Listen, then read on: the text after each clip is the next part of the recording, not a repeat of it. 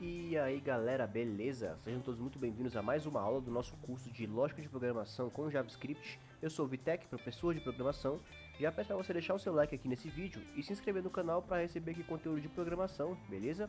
Então nessa aula de hoje nós vamos estudar como funciona a estrutura condicional switch case, né? Nas nossas últimas aulas vimos como é que funciona a estrutura if else. Hoje vamos ver uma nova estrutura condicional, né? Existem essas duas, a if else e a switch case. Então na nossa aula 12, né, vimos aqui, criamos lá exemplos, né, de condicional de if else. Então na nossa aula 13, você está chegando agora, sabe que essa a 13ª aula, né, de um curso de lógica de programação com JavaScript. Então dá uma olhadinha aí que pode agregar muito para você. Então vamos lá, estrutura condicional switch case, né? A famosa aí escolha caso, troque caso, né? Então vamos entender melhor essa estrutura. Então antes de a gente fazer qualquer código, né, a gente tem que saber a teoria, como é que funciona isso. Então vamos pegar aqui nossa apostila, ó, que nós escrevemos na aula 11, né? E vamos continuar escrevendo nela aqui. Então, beleza, ele abriu aqui, ó. E nós paramos aqui, né, nos operadores lógicos. Então agora vamos ver a estrutura condicional switch case, ou pode ser também a escolha caso. Case, se você for ver switch em inglês, vai estar lá trocar, né? Mas quando você estuda lógica de programação, a gente aprende com esse nome de escolha caso, né? Você pode dar uma olhadinha aí, estuda escolha caso em Portugal, né? Geralmente dessa maneira que a gente aprende em português. Então, só para ficar aqui um padrãozinho, beleza? Então, como é que funciona a condicional switch case? Como a gente sabe, é uma condição, né? Assim como uma condicional aqui, eu vou criar condições e dependendo ele vai executar ali uma condição específica, né? A switch case, ele é o seguinte, galera.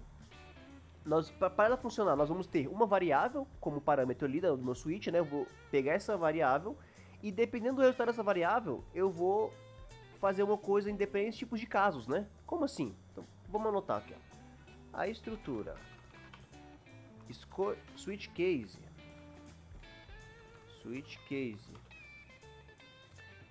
vai ter uma variável como parâmetro, e dependendo do resultado dessa variável, ele vai executar uma ação específica. Mesma coisa, né? Vou parar para pensar, mas vamos entender melhor isso aqui. Como é que funciona a sintaxe, então, dessa estrutura escolha switch case, né? Então é basicamente o seguinte: switch, nós vamos ter aqui uma variável como parâmetro, certo? Vamos abrir e fechar um bloco de chaves. Então esse é o switch. E aí, beleza, pegou essa variável case. Caso o resultado dessa variável seja alguma coisa, por exemplo, caso resultado seja esse valor, ele vai fazer o quê? Executar esse bloco de código aqui. Então, execute este bloco de código. Beleza? Simples assim, galera. Então, eu posso ter vários casos, ó. Então, vou criar aqui, por exemplo, vou até duplicar, né, para ficar mais fácil, ó. Então, posso ter vários casos. Case esse, posso ter vários casos, né? Mas também existe aquela situação que, por exemplo, se ele informar algo que não esteja em nenhum desses casos, que não esteja aqui, né? Aí é a minha opção default. Ou seja, se o resultado não for nenhum desses que eu especifiquei aqui, for um resultado diferente, então vai ser o meu default, beleza? Aí no default ele vai executar. Vou até colocar aqui mais pra dentro, né? Tem que indentar bonitinho.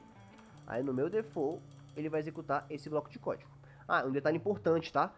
Depois de cada caso desse, eu tenho que obrigatoriamente colocar aqui, ó, o meu comando break, beleza, galera? Break, se você for ver, ele vai fazer o quê? Vai quebrar, né? Vai parar aquele laço ali. Então, beleza, se ele entrou nesse caso, verificou que era isso, pronto, ele executou isso e sai, break, tá? Se eu não coloco esse break aqui na estrutura, ele dá problema, beleza? Então, esse break aqui, ele é obrigatório. Se eu não tenho esse break aqui, ele meio que, por exemplo, digamos que ele tivesse executado essa primeira condição aqui, ele vai executar.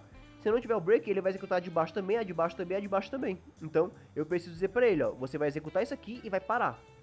Beleza? Simples assim. O meu default não precisa de break, né? Porque ele só vai ser executado caso não seja nenhuma das outras, então não é necessário. beleza? Apenas em cada um dos casos.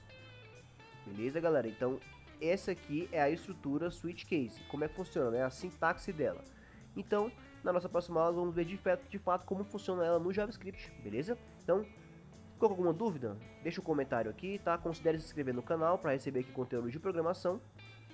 E nos vemos na nossa próxima aula.